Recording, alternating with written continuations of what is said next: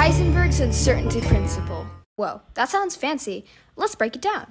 This is a concept from quantum physics that states it's impossible to simultaneously know the exact position and speed of an object. According to the mathematical formula, delta x represents the uncertainty in position and delta p represents the uncertainty in momentum. H is Planck's constant, which is basically a really small number. Based on this, the product of the uncertainties of position and momentum must be greater than or equal to Planck's constant divided by 4 pi. Therefore, the smaller the uncertainty of the position, the greater the uncertainty the momentum needs to be, and vice versa. Think of these variables as the length and height of a rectangle. To ensure the area stays constant, if the length is increased, the height must decrease, and vice versa.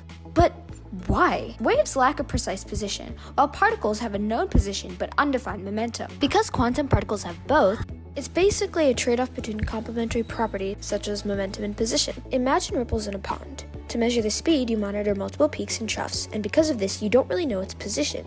But if you focus on a single peak, you know its exact location and nothing about its speed. This trade-off applies to anything with wave-like properties. Another example, think of a roller coaster car that reaches the peak of a hill. You can take a picture and know its location, but the pic wouldn't give us enough information about its speed because, well, it's a picture.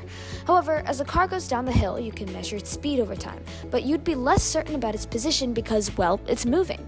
The uncertainty principle is a trade-off between two complementary variables, such as position and momentum, but even spin up-down and spin left-right, or the energy and time of quantum particles. Okay, but how come objects like you and I don't have wave properties? The wavelength of a wave is inversely related to its momentum. Macroscopic objects have a higher mass, so a higher momentum, and therefore a very small wavelength, which is why we don't notice the wave nature. Atoms and electrons have measurable wavelengths, which is why they also behave like waves. The uncertainty principle explains phenomena that classical mechanics can't, such as the impossibility of electrons in the nucleus. I guess you could say uncertainty is the only certain aspect of wave behavior.